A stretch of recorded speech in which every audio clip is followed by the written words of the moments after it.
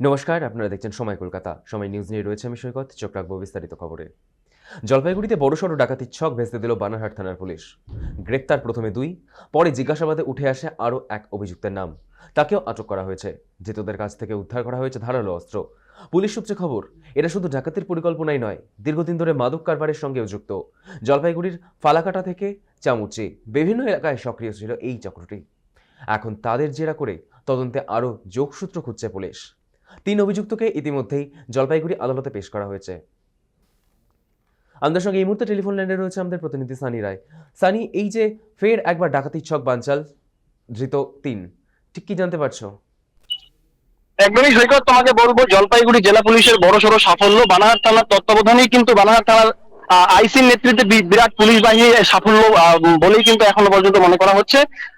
বানারহাটে গত 28 তারিখের একটি ঘটনার জেরে কিন্তু বানারহাটে 2 জন নিবাসীকে গ্রেপ্তার করা হয় এবং তারপরে তাদেরকে জিজ্ঞাসাবাদের পর কিন্তু একে একে উঠে আসে এই পর্যন্ত মোট 3 জনকে গ্রেপ্তার করা হয়েছে বানারহাট থানার তরফে এবং আজকে তাদেরকে জলপাইগুড়ি জেলা আদালতে পাঠানো হয়েছে এবং পুলিশ সূত্রে যেমনটা এখনো পর্যন্ত জানানো হয়েছে যে তাদেরকে আজ কিন্তু রিমান্ডে নেওয়ার কথা রয়েছে।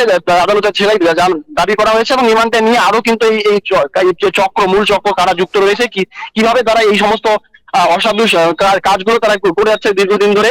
আর জলপাইগুড়ি জেলার বানারহাটের মতো প্রত্যন্ত একটি চা বালা এলাকা, সেখানে কিন্তু তারা জমায়েত হয়েছিল এবং তাদের কাছ থেকে ইতিমধ্যে যেমনটা জানিয়েছেন পুলিশ, সিম কার্ড সহ কিন্তু মেমোরি এবং ধারালো অস্ত্রও তারা উদ্ধার করেছেন। সব মিলিয়ে গোটা ঘটনা কিন্তু এখন বানারহাট থানার তত্ত্বাবধানে তদন্তে পুলিশ নেমেছেন এবং এই যে একটা ডাকাতের ছক বানচাল করা নিয়ে কিন্তু স্থানীয়দের মধ্যে একটা কিন্তু কিছুটা হলেও কিন্তু ভয়ের বাতাবরণ যেমন ছিল, পাশাপাশি পুলিশের এই গ্রেপ্তারি ঘিরে কিন্তু স্থানীয় বাসিন্দারাও খুশি রয়েছেন। সৈকত, ধন্যবাদ সানি। জলপাইগুড়িতে বড়সড় ডাকাতির ছক বানচাল বানারহাট থানার পুলিশের। গ্রেপ্তার প্রথমে 2, তারপর আরও 1। এখনো পর্যন্ত 3 জনকে আটক করা হয়েছে। ধৃতদের কাছ থেকে উদ্ধার করা হয়েছে ধারালো অস্ত্র।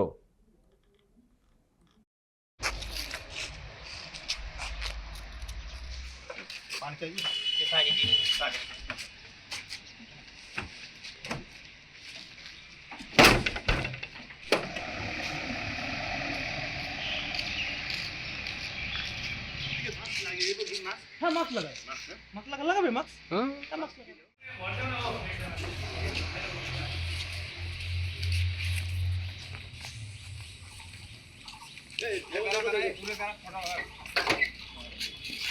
আগে দাঁড়া নাই। আইলে সব ঠিক না, আইলে। এই কত?